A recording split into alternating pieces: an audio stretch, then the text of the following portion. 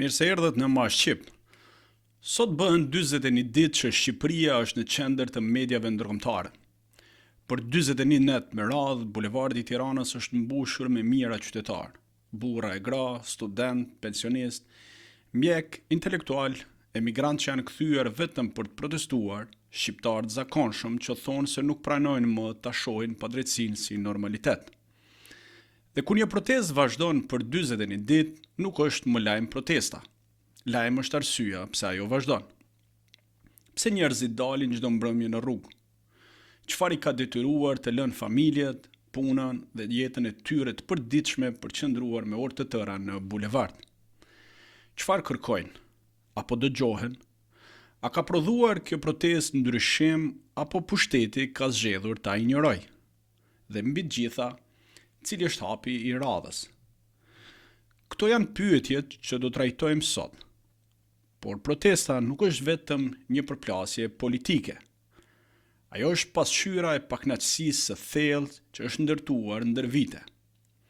Dhe një nga plagët më të mëdha që ka shtyrë qytetarët drejt revoltës është edhe gjendja skandaloze në sistemin shëndetësor.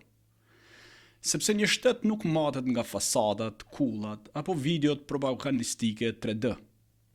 Një shtet matet nga mënyra se si kujdeset për qytetarin kur ai ka më shumë nevojë. Çfarë vlere kanë premtimet nëse pacienti hyn në spital dhe nuk gjen ilaçin që i duhet? Çfarë vlere kanë statistikat nëse familjarët detyrohen të blejnë nga xhepi shiringa, serume apo materiale bazë që duhet të sigurojë vetë sistemi? Po çfarë vlere ka propaganda kur pacientët presin për trajtime jetike, ndërsa sëmundja nuk pret askënd?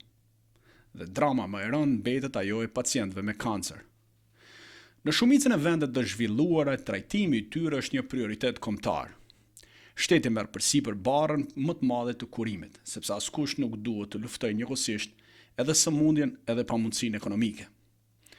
Në Shqipëri prej vitesh ka denoncime nga pacient, familjar, mjek dhe gazetar për mungesë të banave të onkologjikut. Ndërprerje të furnizimeve, vonesa në trajtim dhe raste ku familjarët detyrohen të blejnë vetë medikamente tepër të kushtueshme. Dhe kjo është një tragjedi. Një familje nuk lufton vetëm me diagnozën, lufton me borxhet, me kredit, me shitjen e pasurisë, me telefonatat për të kërkuar ndihmë, sepse kur nuk ke siguri nëse do ta marrësh terapinë që është të përshkruar, nuk humbet vetëm një ilaç, humbet edhe shpresën. Prandaj sot nuk do të flasim me slogane, do të flasim me fakte. Do të flasim për protestën, për arsyet pse njerëzit vazhdojnë të dalin në rrugë. Për atë që ka ndryshuar pas 41 ditësh, për atë që ende nuk ka ndryshuar. Do të flasim për një sistem shëndetësor që sipas shumë qytetarëve denoncime të vazhdueshme ka nevojë për më shumë se sa premtime. Për të gjitha këto kam kënaqësinë të kem sot me mua gazetarin Osman Stafa. Prej shumë vitesh ai ka ndjekur çdo zhvillim në sistemin shëndetësor shqiptar, ka raportuar nga spitalet, ka dokumentuar denoncimet e pacientëve, ka ngritur vazhdimisht shqetësimet për mungesën e banave, problemet me furnizimet dhe sfidat me të cilat përballen pacientët çdo ditë, veçanërisht ata me sëmundje të rënda. Shumë kush thotë se Osman Stafa e njeh realitetin e shëndetësisë shqiptare më mirë se shumë prej drejtuesve të saj. Sot, pa filtra, pa propagandë, do flasim me fakte për Shqipërinë reale, për protestën, për shëndetësinë dhe për pyetjet që po bëjnë çdo ditë mijëra qytetarë në bulevard. A është ky shteti që meritojnë shqiptarët? Këtë përgjigje do të mundohemi ta gjejmë me kolegun Osman Stafa, të cilin e falenderoj që gjeti kohën në këto ditë ngarkuara jo vetëm për shkak të protestave. Osman, faleminderit që erdhe së pari urime publikisht për fejesën. Ju uroj shëndet, mbarësi dhe lumturi, besoj se ju nuk jeni njohur gjatë protestave. Është e vërtet, falenderoj flamur për ftesën dhe për mundësinë dhe për urimin. Kemi 2 vite, kështu që thjesht rakordoj pjesa e këtyre ceremonive në kohë protestash, në kohë revolucioni, siç në fakt duket shumë bukur dhe është një kujtim shumë i bukur që do t'ju shoqëroj gjithë jetën, sepse momentet të rëndësishme kujtohen gjithmonë. Se me kalimin e viteve ndryshojnë gjërat edhe na ngelin kujtimet, kështu që është gjë e bukur që të bëni një celebrim në një situatë të tillë, në fakt të trazuar. S'ma sot është protesta e 41 e radhës, Shqipëria nuk ka parë prej vitesh një lëvizje qytetare të zgjash kaq shumë, pa organizimin e partive politike. Çfarë ndodhi qytetarët që vendosën të dalin vetë në rrugë? Është e vërtetë, nuk ka ndodhur jo vetëm në kaq vite, por unë mendoj në historinë e Shqipërisë.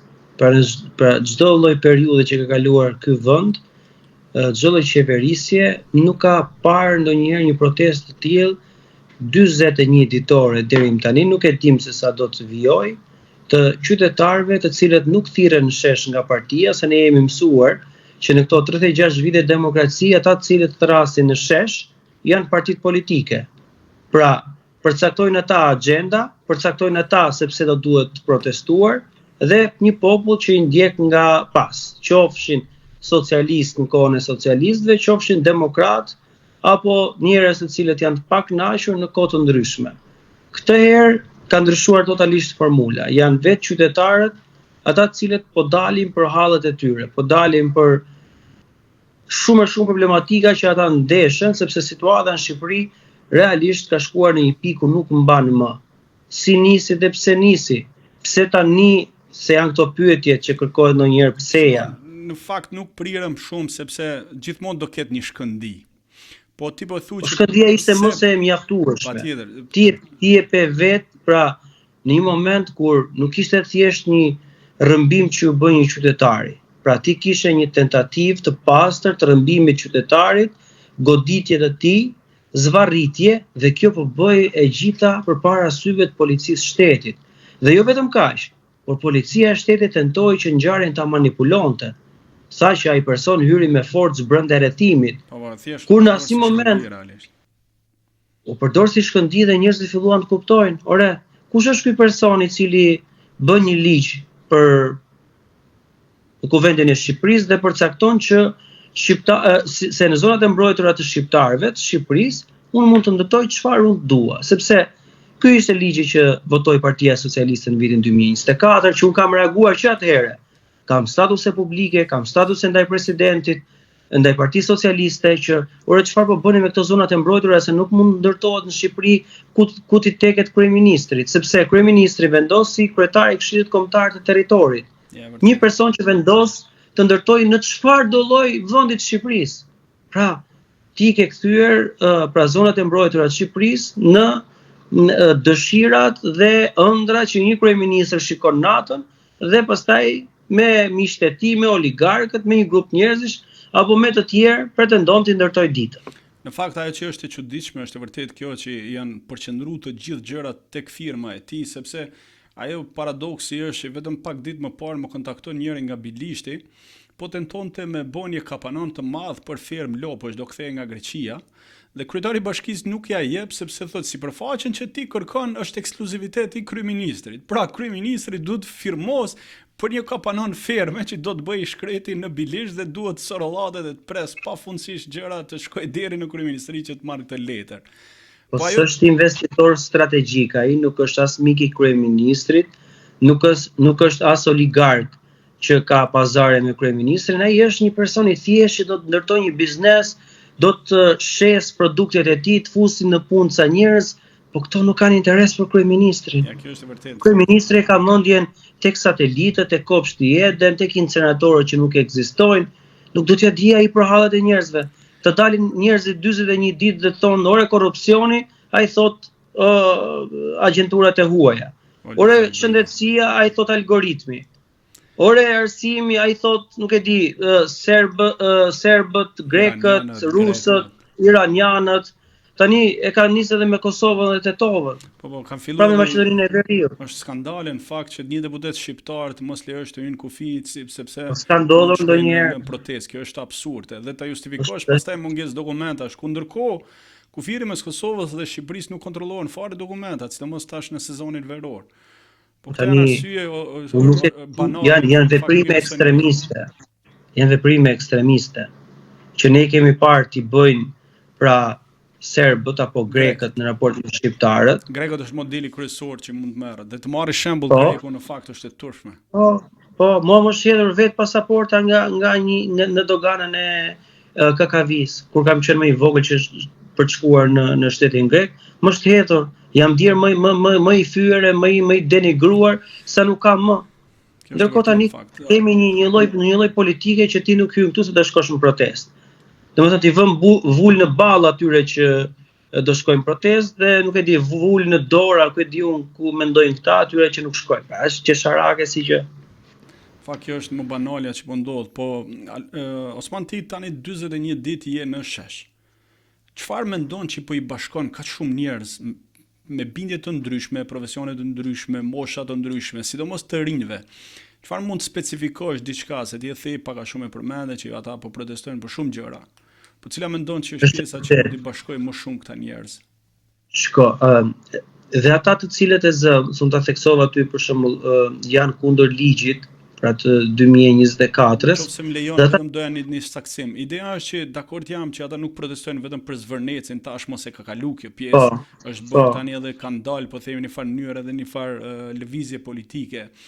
Por ndihen të pasigurt, mendoj unë, që për të ardhmen, për punën, për shëndetësinë, për drejtësinë, ekonominë, jetën e përditshme.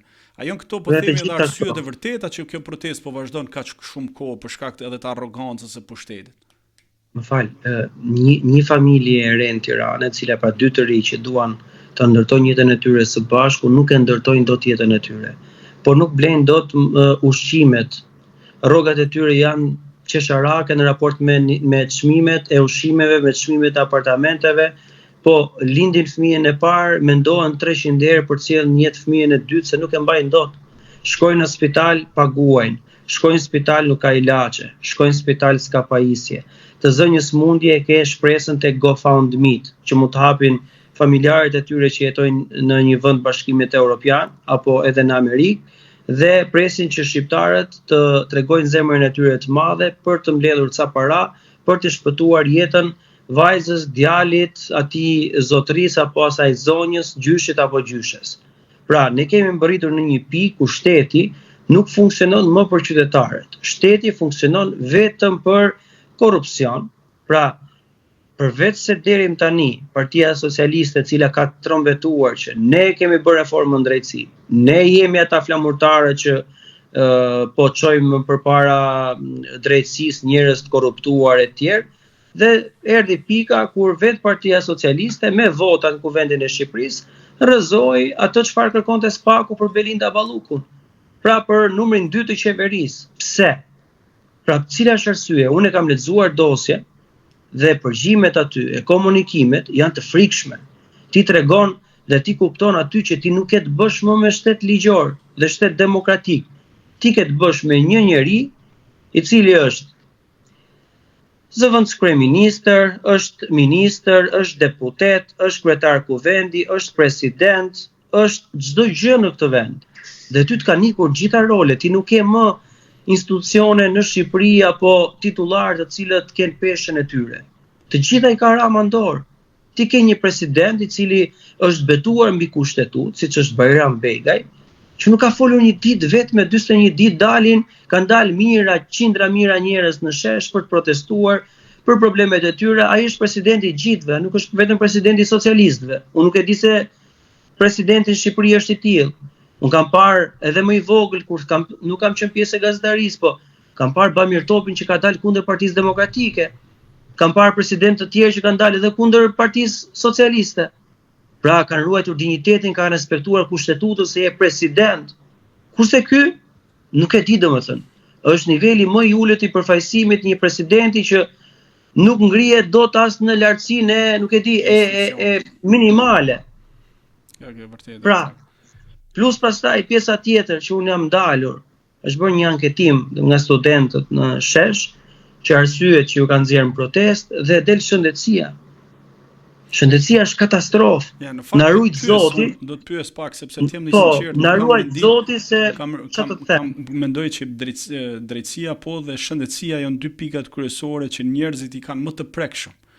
Përveç po themi aspektet edhe të shpenzimeve ditore, këto janë gjërat më të prekshme se ti nuk merr drejtësi dhe nuk merr shërbime shëndetësor. Po para se të kaloj aty, ti ke sjellë në vëmendje historitë e protestuesve, disa prej tyre si atë djalin Altin Hila, apo ai flamurtari që ai flamurtari që mba flamurin e gjithë këtë kohë që e Valvita, po që nuk kanë munguar asnjë ditë në fakt, ndërkohë që Altin Lila pat edhe ato problemet të cilët janë parë tani më të gjithë i kanë parë.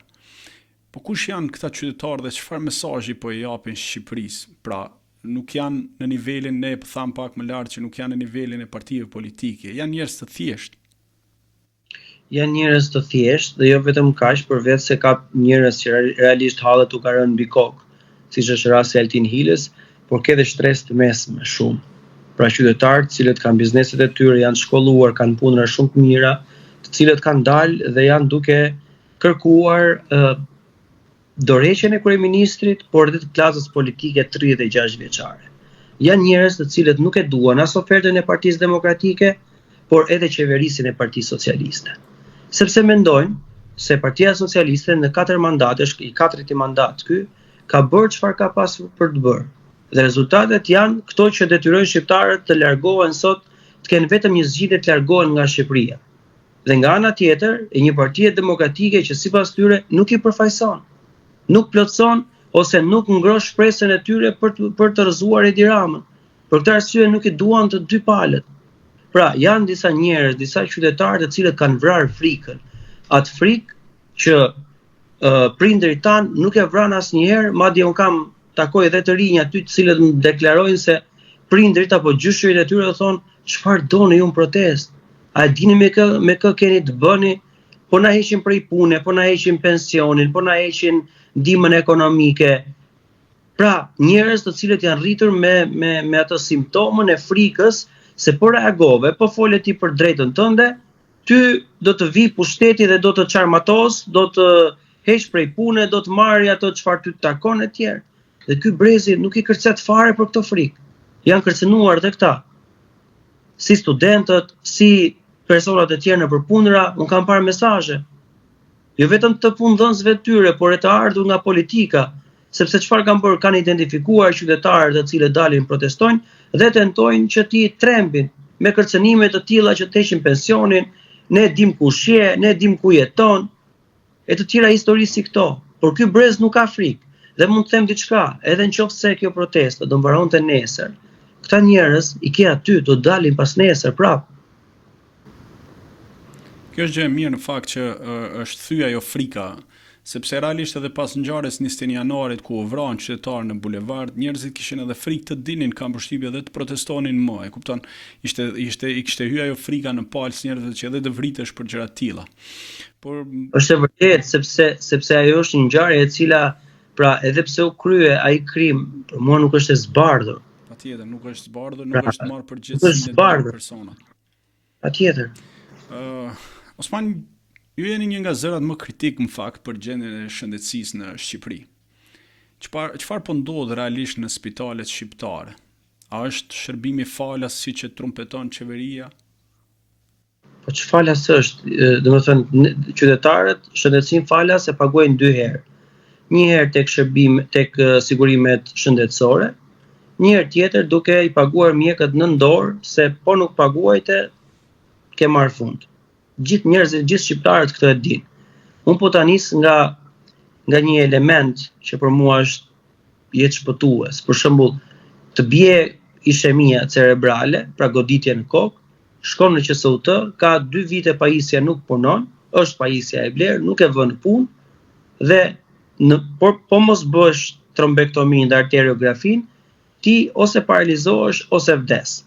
I paralizuar je i vdekur për zgjalli, se as nuk flet, as nuk komunikon, por thjesht i aty i pranishëm fizikisht, as gjë tjetër.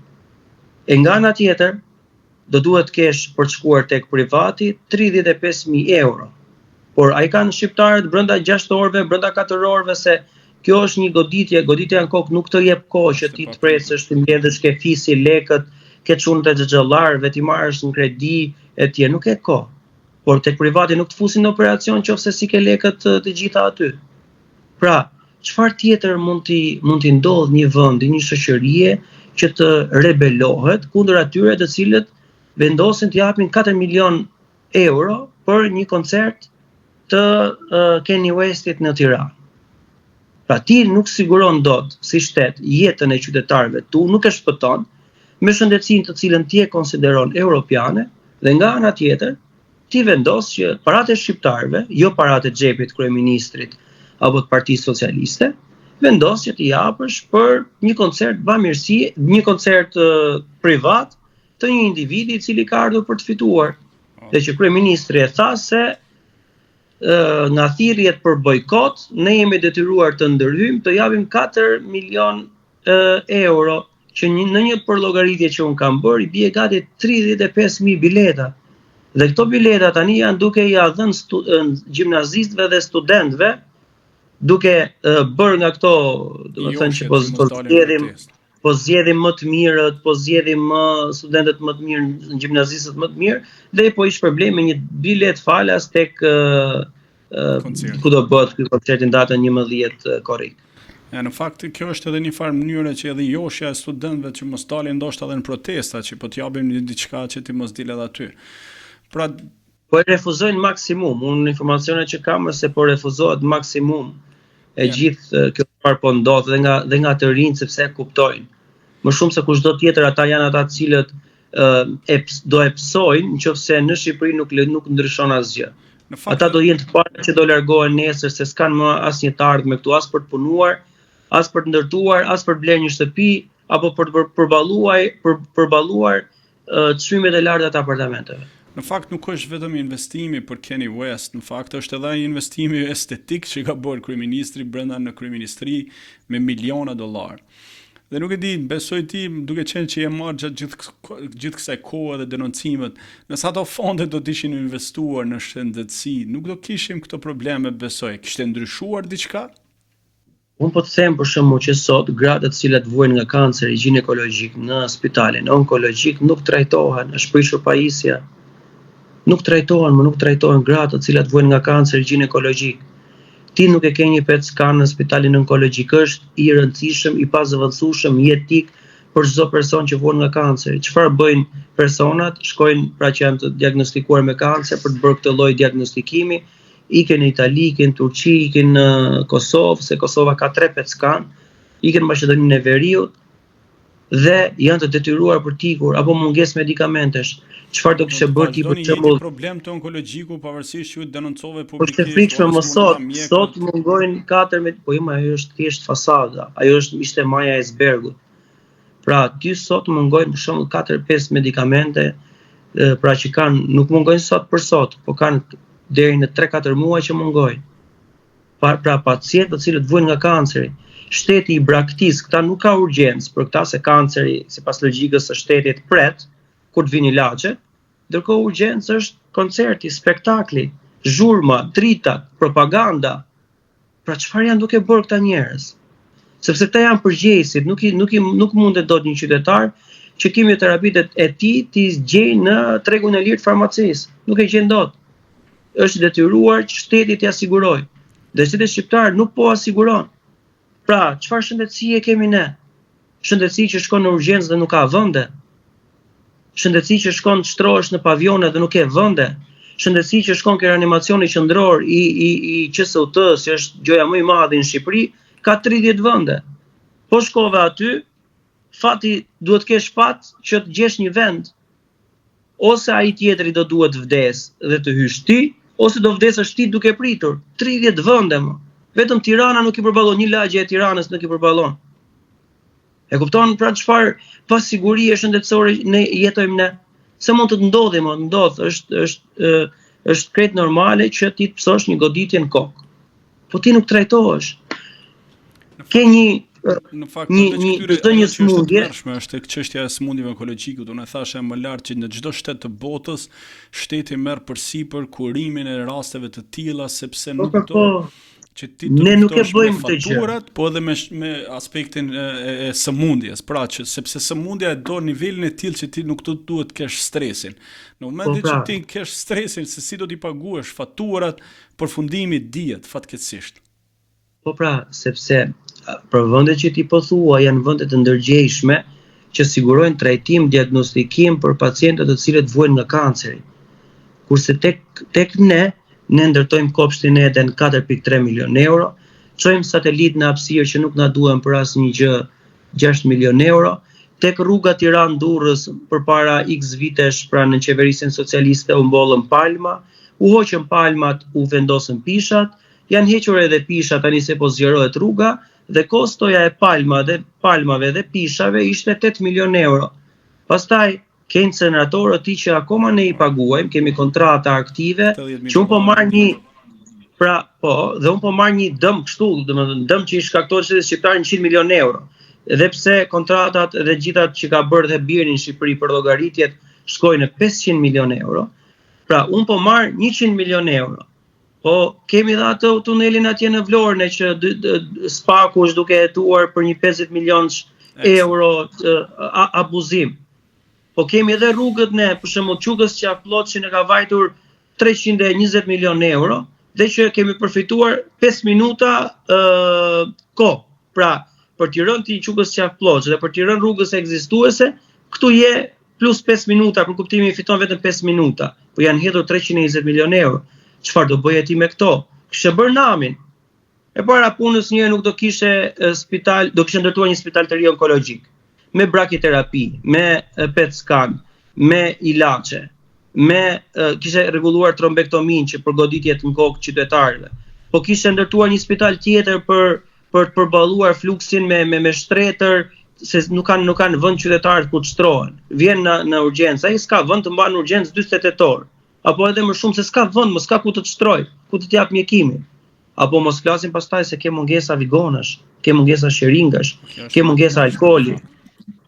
Ore këto po I blejmë, hajtë se po dalim po I blejmë. Pra, të mërshme është, se janë gjëra elementare, po hajtë se këto po I blejmë. Nuk ka vigona, është e të mërshme ta mendosh. Ore po I blejmë këto. Po dalim farmaci, ke do shemi familjar, do bëj ai 5 lek, do I blejmë. Si dhe ja bëjmë goditjes në kokë, si dhe ja bëjmë për pacientëve që vojnë nga kanceri, dhe që protokolli e thot fare qartë që nuk mundesh dot ti të lësh mjekimin për shkak se s'ka mungesa spitali. Pra ti mund ta lësh mjekimin e shtyn apo nëse të jep një efekt, kundër efekt fort mjekimi. Pra, por nuk mundesh dot ta ndalosh ti mjekimin kundër kancerit, sepse s'ke ilaçe, sepse është një smundje e pabesë. Në momentin e parë ti gjen terren të hyn dhe të thyn e të çon drejt vdekjes. Por këta nuk kanë ndjeshmëri, e di pse? Sepse kur u bie halli këtyre, pra I ka rënë presidentit një operacion që bëri këtë duart, vajti në Gjermani, I mori shtetit shqiptar 6 milion lek. Ish zëvendës ministre e shëndetësisë Mira Rakacolli I ka marrë 80 milion euro. Po, këta njerëz që na shesin e shëndetësinë dhe thonë që ne kemi shëndetësi europiane, këta shkojnë në Itali dhe në Amerikë për të trajtuar një smundje onkologjike. Pse një grua që vuan nga kanceri në Shqipëri nuk meriton 80 milion euro për të bërë këtë trajtimin, ose më saktë, jeti një shtet që nuk e plotson dot, nuk e jep brakiterapin, PET scanin, trombektomin, pse nuk I rimburson? Kosova I rimburson. Ne nuk kemi poltron, ne kemi 30 poltron për 100 persona në ditë që vinë bëjnë kimioterapit. Kosova ka 100 poltron. Po e marr krahasimin e Kosovës si një vend pra një shtet I 2008-s, I shtet I ri dhe që në shërbimet për onkologjinë është ku e ku përpara nesh. Në fakt më pëlqeu edhe ai debati që bëre me Baton Axhiu, unë them drejtën në opinion edhe e mbështeta në një farë mënyrë sepse është e vërtet dhe ne nuk po shkojmë fare tek pjesa e zyrtarëve, presidentit apo ke njerëz edhe në media. Dhe realisht ajo ishte përgjigjja e duhur që duhet t'i jepje, po janë shumë si puna e Xhiut që e mendojnë të njëjtën gjë, që janë slogane, ndërkohë kur kanë probleme shëndetësore nuk shkojnë. Jo e mendojnë. Ata, pra po ta mendosh, unë them, okay, mos e kështu e mendon. Ata janë njerëz të cilët bëjnë propagandë dhe gënjejnë, sepse ata janë pjesë e problemit, pjesë e strukturës shtetërore. Zotëria në fjalë merr nga një spital privat 20.000 euro në muaj. Nuk është as kirurg, mos e po të ishe kirurg, do ja bënim halal. Një person I cili financohet dhe ka akuza që është financuar nga inceneratorët. Një person I cili është këshilltar I personal I kryeministrit, I përzën nga Kosova dhe ka gjetur strehim në Shqipëri. Tani, si ky ka shumë, është kthyer dhe Berat Buzhala nga Kosova tani, po gjen terren në Shqipëri sepse ka filluar t'i pëlqej jeta duke shoqëruar oligarkët shqiptar. Apo ke edhe në Shqipëri individ që nuk e kanë lidhje, nuk e njohin më shëndetësinë publike se ata hallet e tyre i zgjidhin kollaj, marrin avionin, charterin, por edhe kur i kanë hallet në spitale, marrin telefon kryeministrin, i zgjidhin kollaj me mbledhet mjekët atyre. Problemi është shqiptarët e thjeshtë. Tha Bexhet Pacolli që Berat Buzhala kur kishte nevojë çova avioni privat me mora tha ja çova prindërit zvicër ja me kova kujdesa, pse vetëm pse kishte shkruante. Po më pse kjo është gazeteria. Kjo morali. Po e kupton pse një qytetar nuk ka drejt për të vizituar prindërit në Zvicër atëherë. Pra, është historia e një djalit vogël nga Korça, 12 vjeç, ka ndruar jetë në 8 janar të vitit kaluar, Leo Sadiku, i cili vajti në shëndetësinë publike, 3 javë përpara se të ndronte jetë, nuk e diagnostikuar, nuk e trajtuar, nuk kishin pajisje, abuzuan e tjerë, dhe ai djali ndroi jetë. 12 vjeç. Që kur unë ja kam treguar letrat, pa i treguar fatin final të djalit, pra analizat që janë bërë në Shqipëri e tjerë, ja tregoja mjekëve në Gjermani shqiptar, ja kam treguar në Austri dhe në Angli. Më kanë thënë, po më merr këtë antibiotikun, por shumë kollaj. Merr këtë antibiotikun, do të bësh këtë, do të bësh këtë, do të bësh këtë. Dhe kur i thoja unë që ky djalë ka ndruar jetë, vinin durët në kokë. S'ka mundësi, nuk mund të ndodh. Pse? Sepse këtu janë neglizhent, këtu nuk kanë pajisje, këtu ka abuzime, sepse është bërë një sistem i cili është lënë në dorë të atyre që hanë më shumë.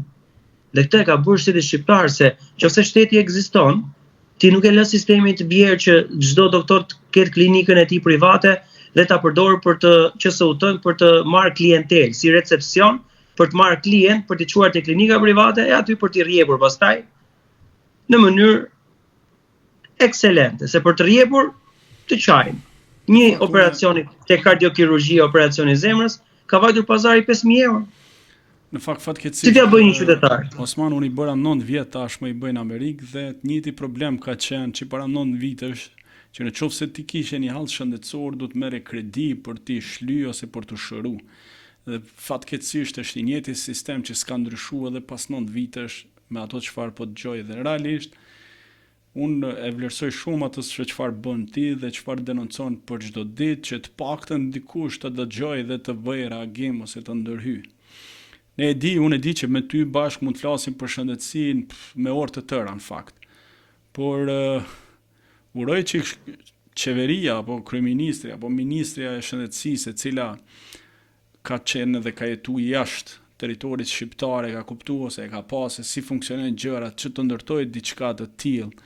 Por jo të vazhdoj me këta fërës deregjeje, se realisht është për të ardhur dhe për të duart në kokë, në fakt. Mirë që diagnostifikimet e gabuar, mungesa e mjekimeve, se njeriu shkon në spital për të shëruar dhe jo për të vdekur. Fatkeqësisht me ato që dëgjoj, edhe ato çfarë denoncon, në Shqipëri njeriu po shkon në spital të vdes. Të vdes nga duart e atyre që kanë për detyrim me të mbrojtë dhe me të ruajtë dhe me të shëruar fakt. Dhe kjo është fatkeqësi e madhe që nuk e di kur do ndryshoj. Kjo është njëra nga anët e medaljes, sepse dhe realisht në Shqipëri ka mjek shumë të mirë që e bëjnë punën e tyre me përkushtim, blejnë dhe ilaçe, se nuk duan të turpurohen përpara pacientëve në farmaci vetë, pra kur ka mungesa, ka mjek shumë të mirë që pra nuk është fare për turp t'u aputësh duart, sepse bëjnë art, sepse dhe e gjitha pra në kushtet te maset vështira punojnë dhe shpëtojnë jetë. Sikundër janë dhe kjo pjesa tjetër që nëse nuk paguar, do presësh në radhë, qoftë pra të paguash jo shtetin, por të paguash në dorë për operacione, për trajtimet më pasme, që doktori ta ketë parasysh rastin tënd, ke edhe nga këto, po janë dhe këto në masë. Dhe është e rëndësishme që të ndërhyet sepse e kanë lënë të shkretuar totalisht dhe dita ditës ky sistem po degradon. Pra e kupton domethënë që shkosh në spital nuk gjen do të figon dhe sheringa, do të prati veten në urgjencë, nuk i gjen këto, po s'pati i familjar, s'ke se si i merr. Se nuk ngrihesh dot nga krevati ti, se e urgjencë. Pra ne po flasim për disa gjëra elementare që unë mendoj janë të drejta të njeriut. Pra nuk mundet dot që të shkosh në spital mos marrësh trajtim. Pse? Sepse këta jo se s'kan lekë, se Po mos kishim lek do thonim, a ne shteti vogël jemi, ka që kemi takatin tani mos kërkoni qishrën hell. Po këta lekët i kanë pasur. Po dhe i kanë vazhdojnë i kanë të financojnë. Dhe i kanë, por i çojnë çfarë të mund ty domethënë. I çojnë tek Tigri 1 dhe Tigri 3 atje në Vlorë, që gjëra do prodhojnë energji. Marrin 670 milion euro ka kushtuar, nuk e di sa do shkoj kontrata deri në fund. Dhe qytetarët shqiptar ngrohen diell. Ke parasysh atë filmin Lulkuqe mbi mure që është ai profesori që jep në diell, jep ushqime, çfarë jep, domethënë që tallet. Këtë gjë bëjnë me pikatore. Ne kemi gjoja buxhetin më të madh historik që ka pasur shteti shqiptar, dhe kjo shëndetësia nuk çojmë as 3% këtij buxheti, që është një sektor kyç. Se ja çojmë Belinda Balluku tek ministria e saj, që ajo pastaj ti bëj rrushe kumbulla siç i ka bërë. Pra kjo është filozofia e shtetit shqiptar. Vetëm 2 ditë më parë në fakt ato dhunën atyre adoleshentëve, një fenomen shumë i rrezikshëm fakt, që është edhe mungesa e investimit në shkolla, sepse në shkolla janë investuar me mësues patronazhist, me njerëz që nuk janë të kualifikuar për të qenë mësues, dhe pasojat ja çfarë i pam fenomenet e ndryshme që shohim për çdo ditë në TikTok me fëmijë të cilëve abuzohet. Pra nuk është vetëm shëndetësinë që e kanë lënë mrapa dhe po themi okay, një gjë është bërë, po dhe arsimi është duke u degraduar, kanë përshtypjen. Pra për ta lidhur, mjeku është institucion, mësuesi është një institucion, punojësi i policisë është një institucion, dhe gazetari është një institucion. Të gjitha sot janë në krizë. Pra institucioni mësuesit për mua në Shqipëri është në krizë të thellë, nuk prodhon dot më.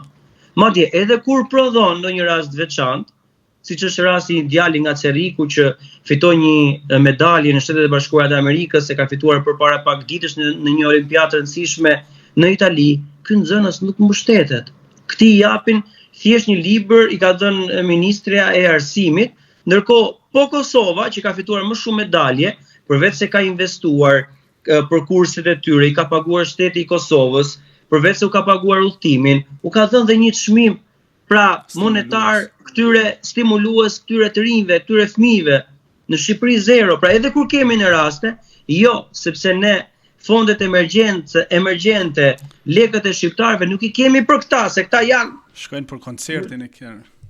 Shkojnë për koncertin, shkojnë për kopshtin Eden, për satelit e tjerë, sepse filozofia e këtij kryeministri, që e ka shkëputur totalisht marrëdhënien e tij me realitetin, është se pra mund dalin nesër ai dhe thotë ne nga Shqipëria do ndërtojmë një urë me hënën. Dhe ti je i sigurt që gjithë deputetët e Partisë Socialiste me seriozitetin më të madh do dalin për ta mbrojtur në çdo studio televizive që po është e vërtet, shteti ynë do ndërtojë një urë me hënën, një urë e cila Shqipërinë do ta çojë nga maja në maj, pra këta janë qesharak. Ajo që më kujtove fakti që po përmenesh këto deputetët, për cilët deputet po flet, për ato që po luanin Murlan në mes të Strasburgut, që kishin shku me mision për të folur për qeverinë shqiptare dhe ishin ul për të pirë birra dhe luanin Murlan në bulevard, ndërkohë në Tiranë protestonin njerëz, ata luanin letra, e kupton çfarë njerëz kemi të bëjmë ne? Po çfarë thuash? Arrogant, komplet, njerëz pa përndërgjegje, pa asgjë. Luajn letra, sigur nuk po ndodh asgjë në Shqipëri, Terezinë e tyre. Po deri kur do mbushën mend këto qytetarë në fakt që ti mos i votojnë këta njerëz e burrë, çka të them këto plera, ku e diun si mund të gjejnë një fjalë më të mirë. Po sepse unë mendoj se kjo protestë është piknisja e gjithë historisë.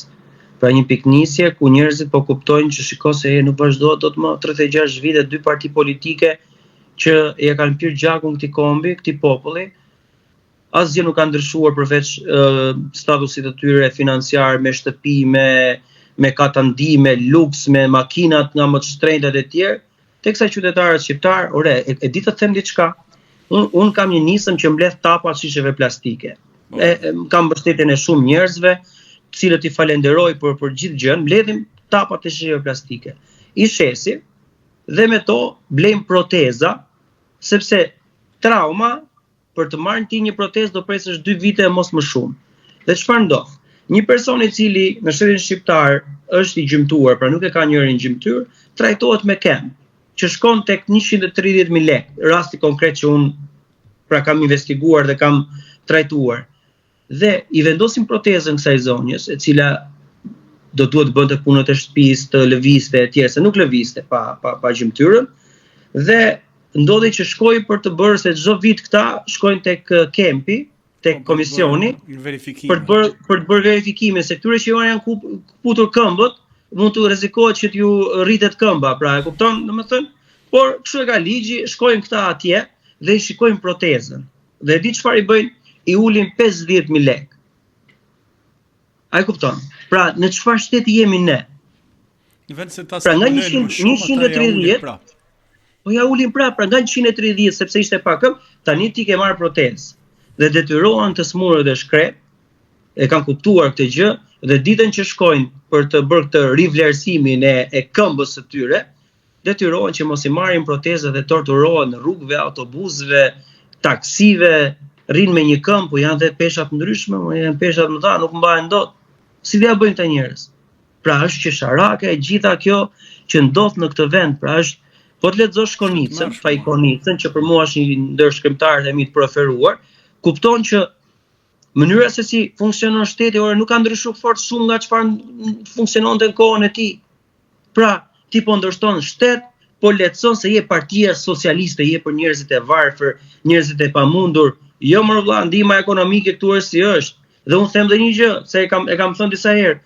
Ora këtu pensionistëve, fëmijët e tyre që jetojnë në emigrim ose që jetojnë në Shqipëri, po t'i lënë pa para një muaj, që mos u bleni ilaçe, mos i ndjekin nëpër spitale, mos i çojnë ke spitalet private e të tjerë, do i kesh gjithë pensionistët në shesh, nuk ja dalin dot, do vdesin. Nuk vdesin më. Është vërtet në fakt. Se nuk ja dalin dot më legët e tyre. Duhet protestojnë. Po patjetër nga protesta nuk vjen gjë të forta të cilët njerëzit janë baza elementare, mungesa e këtyre gjëra, mungesa e ujit të qezëm, është e tmerrshme më. Akoma ta diskutojnë, kemi ujë 24 orë, nuk kemi ujë 24 orë. Po se kemi, më nuk e kemi akoma, është premtimi 2013. Është gjë të tillë në 2026 thua s'kemi ujë, prisë do lajme me orar, apo ku e diun ujin, këto shërbime bazike.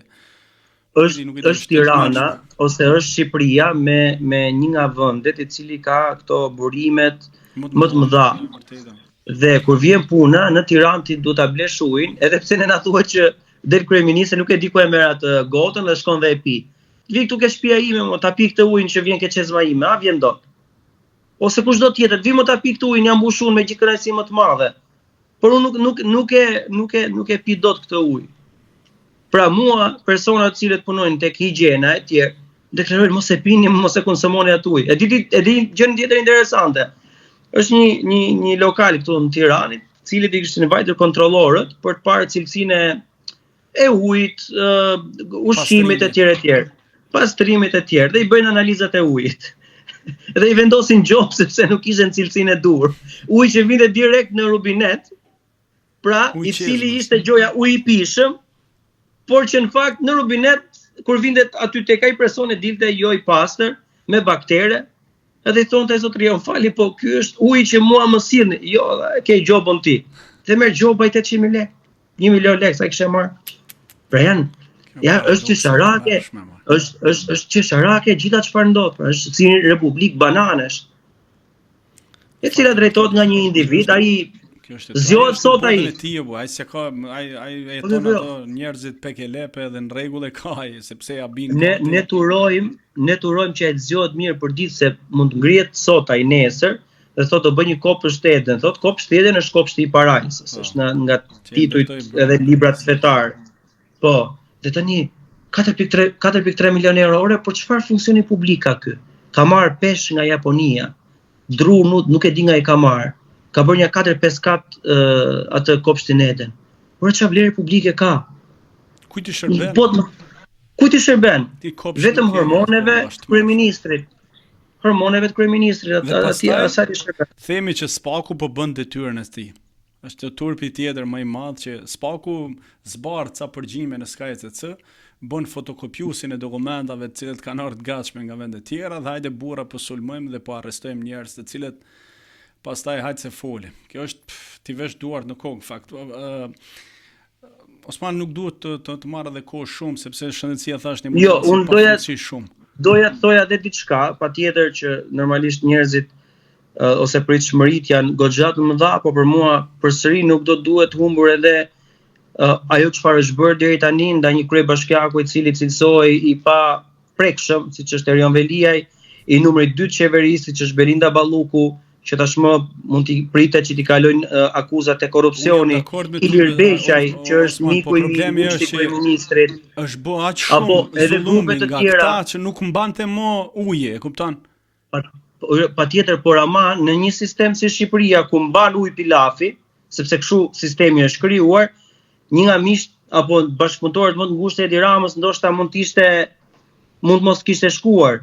Por unë po e shikoj me pozitivitet vetëm një gjë, që të paktën BKH-ja në Shqipëri po fillon të bëjë aksione vet. Sepse në policinë e shtetit, policia, pra, ty t'ka përfunduar, nuk ka më besim institucioni në atë strukturë, sepse dekonspirohen. Po ti ke kriminalët që të lëvizin rrugëve të Shqipërisë, nuk i prek njëri, vendosin shefat komisariateve. Kjo është pra, këtu është ndërthurur krimi organizuar me shtetin. Nuk është normale.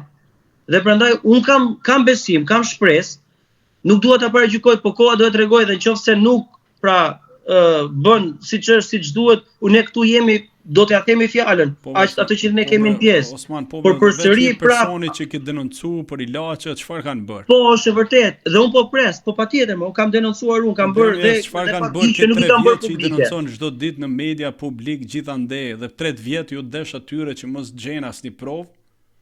Un përsëri jam pritje, sepse po dua të besoj se do ndodh, sepse po të ndodh që mos kemi mos besoj vërtet që pastaj këtu ka marrë fund, duhet marrim valixhet, të ndjekim ose të vim në Amerikë, na bën një vend pune atje, paktën jetojmë qetë, ose të ikim në një nga vendet e Bashkimit Evropian, se dhe pos pati drejtësi dhe pos funksionoi as drejtësia në këtë vend, ka marrë fund çdo gjë. Fatkeqësisht po, unë du t'i kthehem edhe pak protestën, nëse më lejon. Ideja është që qeveria shqiptare nuk po merret as me kërkesat e protestës realisht, dhe po merret me sulme ndaj individëve të cilët po mundohen t'i identifikoj nga protesta për t'i fyer, ofenduar, sharë, denigruar publikisht me rrjeteve sociale, saqë edhe publikohen edhe mesazhe direkte të ministrave konkret që thonë filloni krijoni adresa fake që t'i sulmoni. A ka pas raste të tilla të kësaj natyre edhe ndaj teje apo edhe ndaj atyre me cilët ti je afër gjatë kohës së protestave? Ndaj meje nuk është se, unë besoj ja kam dhënë mesazhet për gjatë gjithë këtyre 5 viteve, se patjetër kanë qenë edhe ndaj meje mesazhe kërcënuese, jo ftesa që të bëhesha pal apo oferta monetare. Të themi të sinqert, mas debatit që bëre me Batonaxhiun, thash me veti, Osmanin do ta trajtojnë me të njëjtin model siç e morën e bën atë ministër të arsimit, një djalë i cili nejti vetëm 24 orë më duket dhe dha dorëheqje. Jo, neti një 2 javë ai. Dhe ideja është i thon, hajde, do ta bësh ti, hajde bëje ti edhe ti këtu këtë pozitë. Kështu që kam menduar sinqerisht tash, do të thon ai ditë Osman, hajde bëu ministër i shëndetësisë, ta shohim çfarë zgjidhje do t'i japish.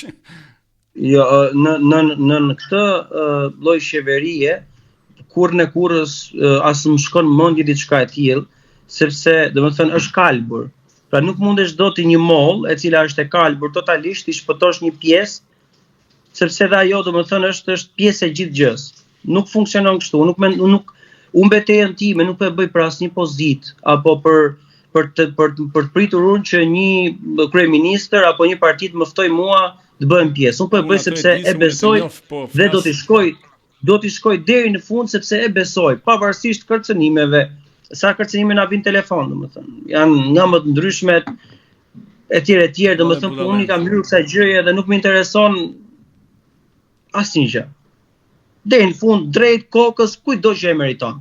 Me fakte, pa abuzuar, sepse du ta kem fytyrën të pastër, edhe jam okay, domethënë atë çfarë unë besoj, nuk kam idealizmin tim. Çfarë faze po kalon sot protesta, Osman? A do të përshkallëzoj aksionet e saj apo jo, sepse realisht edhe diaspora është mobilizuar, hiç më pak të nesër shqiptarët nga Bostoni kanë organizuar bashkë me disa shtete të ndryshme të Amerikës ku janë shqiptarët, që do të shkojnë të protestojnë para selisë së OKB-s nga ora 12 deri në ora 5. Pra do shkojnë nga gjitha shtetet, do mblidhen shqiptarët pranë selisë së OKB-s për të mbështetur këtë protestë në Shqipëri. Pra po shkojnë edhe po themi janë mobilizuar të gjithë. Çfarë mendon që do të ndryshojë? Çfarë mendon që mund të bëjë kjo vazhdimësia e kësaj protestës? Ku po shkon? Pra, do të thënë nuk që nga vetëm në Shqipëri agjentët iranian që kanë dhe në Amerikë. Jo, ke në Amerikë me shumicë, është e dyta herë që bëhet në Boston, tani nesër është e treta, e cila do mblidhen në 7 të mëngjesit dhe do udhtojnë 4 orë gjysmë me makinë për të shkuar në New York, ku do të protestojnë për disa orë dhe pastaj prap 4 orë gjysmë është rrugtimi me makinë për të ardhur përsëri në Boston. Pra, agjentin iranian ka gjithandej.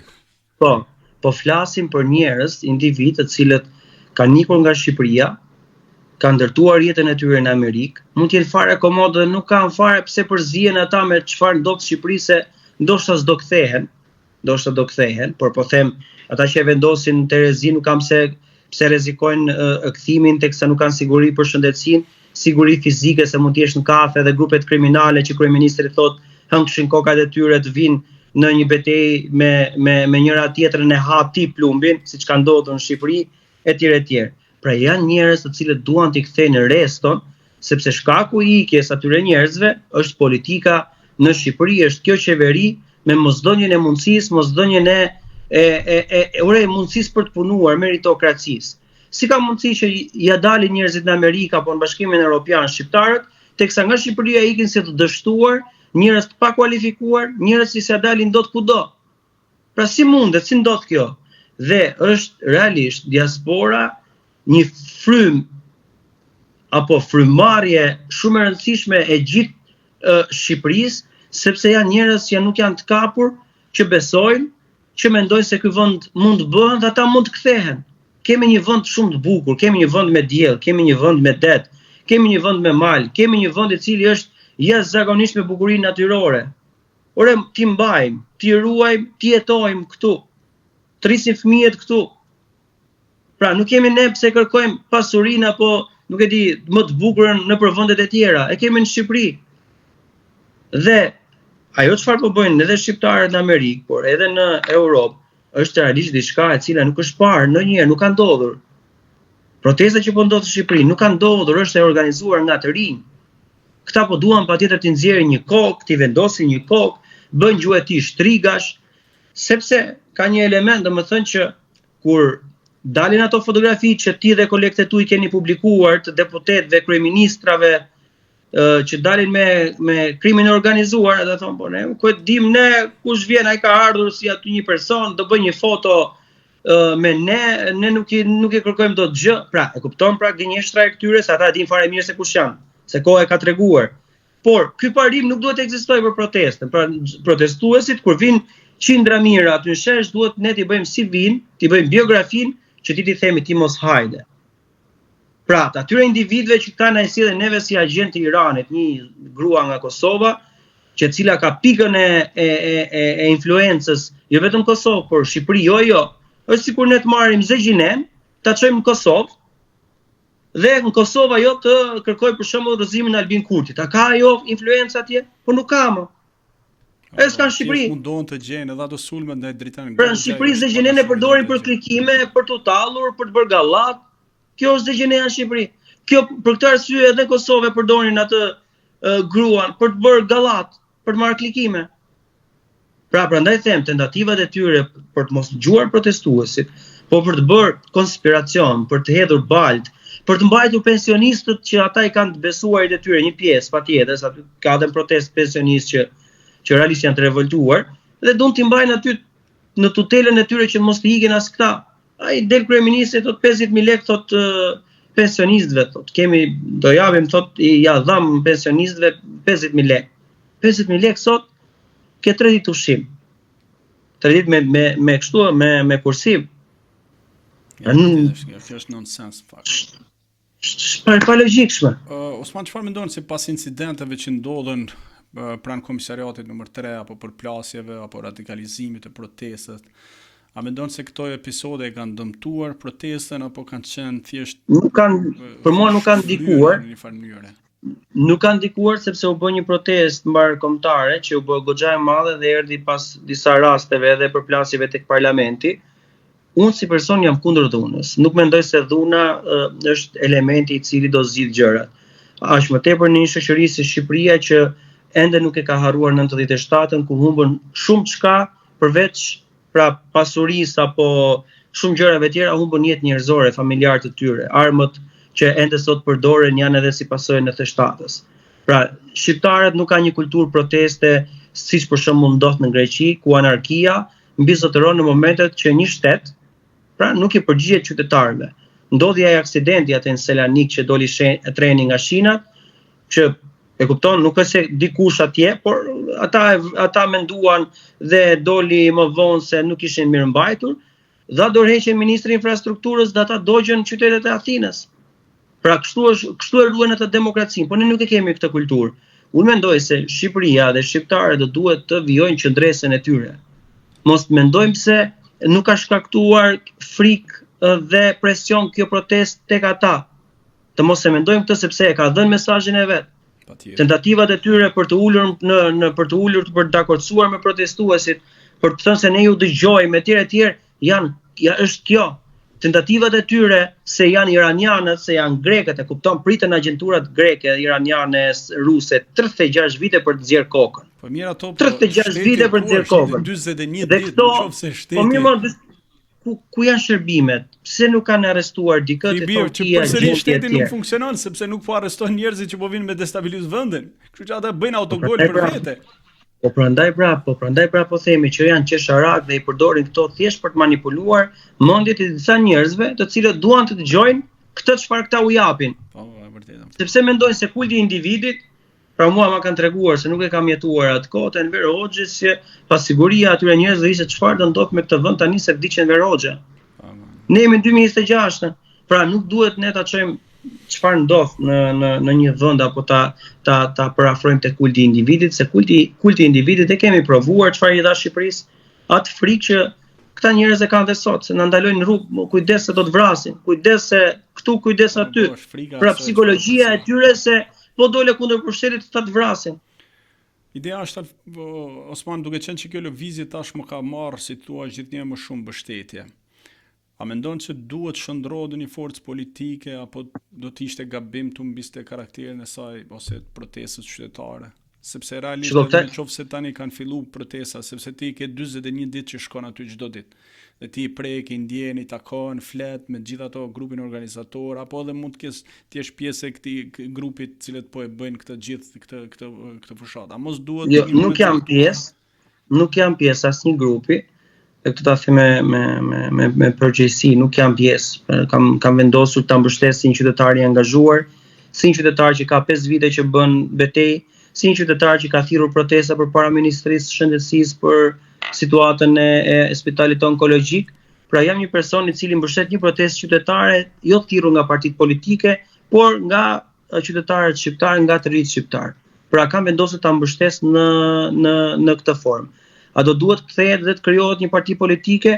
Për mua, ata qytetarët të cilët dalin atje në shesh janë të papërfaqësuar, nuk marrin pjesë në votime dhe se duket fare dhe nga diskutimet e tjerë, dhe ose edhe mund të kenë qenë votues tashmë të zhgënjur, që për mua dhe këta do duhet të jenë dhe të numërohet vota e tyre.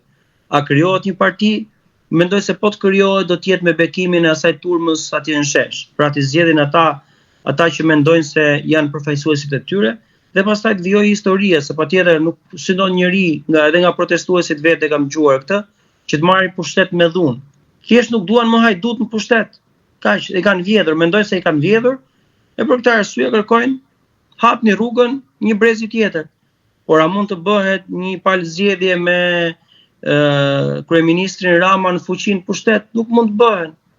Ka administratën, ka kempet, ka pensionet, ka ndihmën ekonomike duke kërcënuar njerëz, ka grupet kriminale, ka parat, pra i ka të gjitha dhe përballë ti nuk mundesh dot, përveç se me një qeveri teknike, tranzitore, e cila mund të kishte kohë që të paktën të zhbonte atë lidhjen që ekziston mes administratës, patronazhistëve, Partisë Socialiste, se këtu përdoret shteti për zgjedhje, nuk është se ka një garë mes partive, por ka një garë mes shtetit dhe një partie apo 2 partive, 3 partive, 4 partive politike. Në qoftë se duke qenë si vëzhguesi i mpret tashmë, në qoftë se qeveria nuk reagon, si mendon deri ku është e gatshme të shkojë kjo lëvizje?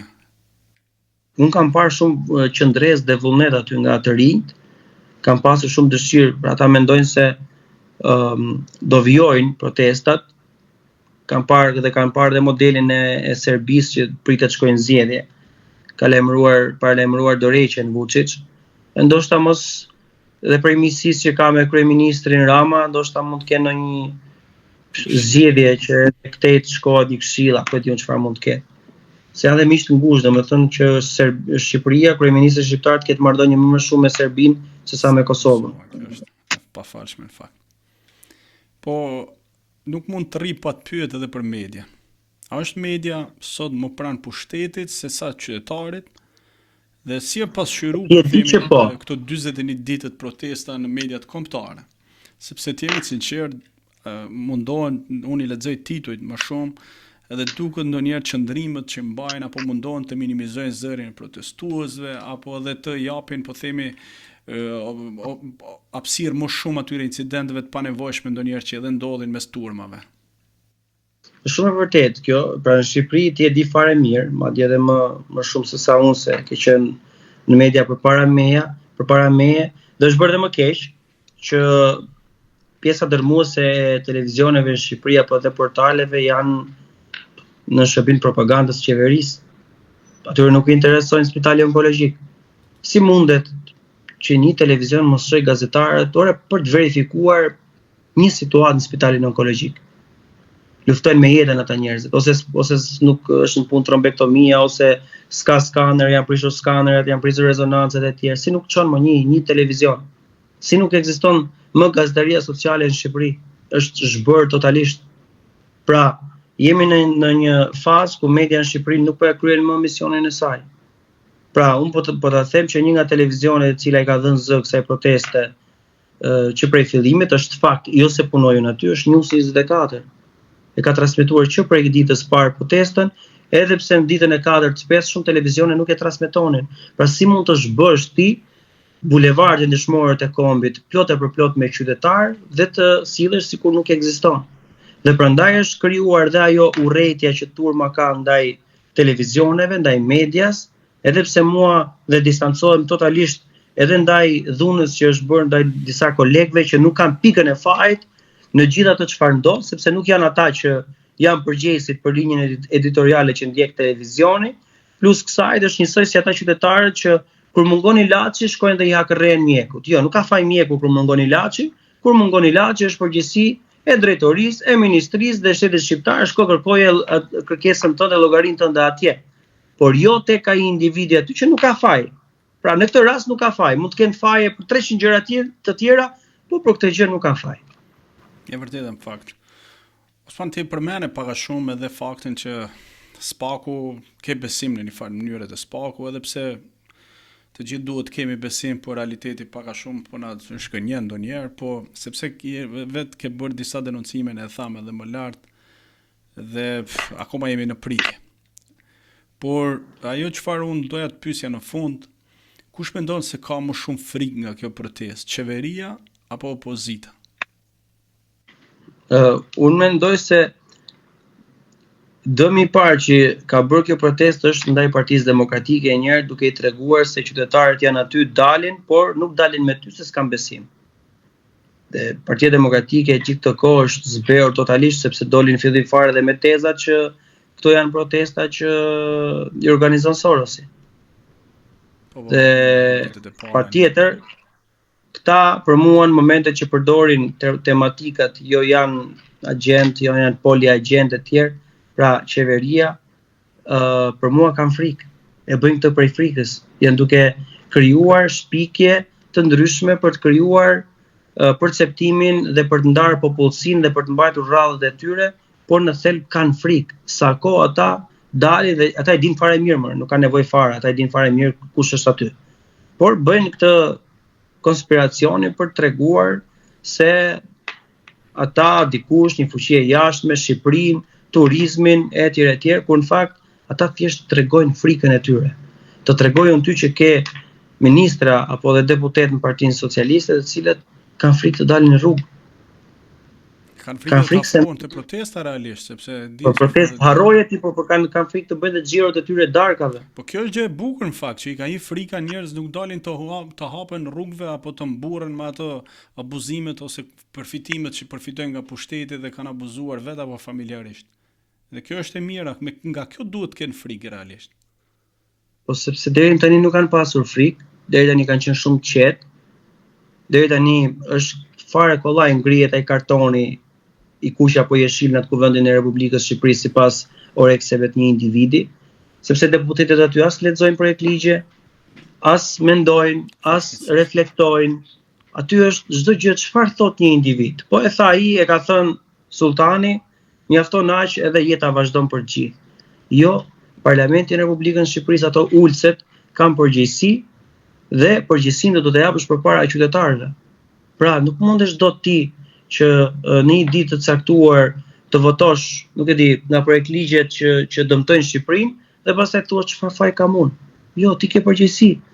Dhe shoqëria shqiptare, mbrapa me kanë numër dardha, është absurd e tani nuk e di domethënë, pra ka një gjë, nëse ti je një kryeministër që pretendon se je kok, siç pretendon kryeministri Rama, dhe të ka ngrënë aq të dardha, aq kumbulla, aq pjesht pas shpine, ti tregon dhe shfaq që je i paaft.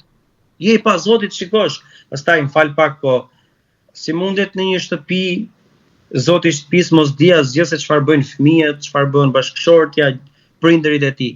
Po a mund të ndodhë në shtetin ton, duke ditur edhe karakterin e kryeministrit, që nuk e di me Mehmetit bëjmë me kokën e vet. Po edhe kapanonët për firma Lopësh i ka marrën me firmën e tij. Imagjino se si kontrollon ai. Patjetër. Osman Stafa, faleminderit, uroj suksese në protestën e 41 dhe të mos lodhës shumë, fakt se këto kohë e shoh që të kanë lodhur pak më shumë sa duhet. Jo, jam totalisht i frymëzuar. Dëgjohet, ndërsa kërkesat i pa lodhur marrin përgjigje. Më besoj që jam më sepse kisha humbur besimin se shoqëria shqiptare mund zgjojë ndonjëherë sidomos rinia, por jam totalisht i frymëzuar, i pa lodhur, sepse dua të besoj se ky vend mund të meritoj diçka më ndryshe, përtej korrupsionit, varfërisë, pamundësisë, mungesës meritokracisë, mungesës shëndetësisë, arsimit, shpopullimit, çmimeve e të tjerë. Pra besoj këtë dhe dua të jetoj në Shqipëri. Kjo është e gjitha. Faleminderit edhe një herë, edhe suksese. Faleminderit ty, të përshëndes. Miq, ky ishte episodi i radhës në Mbash Shqip. Falenderoj kolegun Osman Stafa që ishte sot me ne dhe ndau mendimet e tij për zhvillimet e fundit për protestën dhe në sistemin e shëndetësisë. Një falënderim i veçantë shkon për gjithë ju që na ndiqni, janë abonuar në kanalin ton, komentoni, ndani episodet dhe na dërgoni pyetje e sugjerime. Nëse nuk e keni bërë, ende ju ftoj të abonoheni në kanalin ton në YouTube dhe të na ndiqni në gjithë rrjetet sociale. Episodet e Mbash Shqip tashmë mund t'i dëgjoni edhe ndiqni edhe në Spotify, Apple Store dhe platformat tjera kryesore të podcasteve online. Mos harroni të vizitoni edhe mbashqip.com ku do të gjeni lajmet më të fundit nga Shqipëria, Kosova, Shtetet e Bashkuara dhe diaspora shqiptare.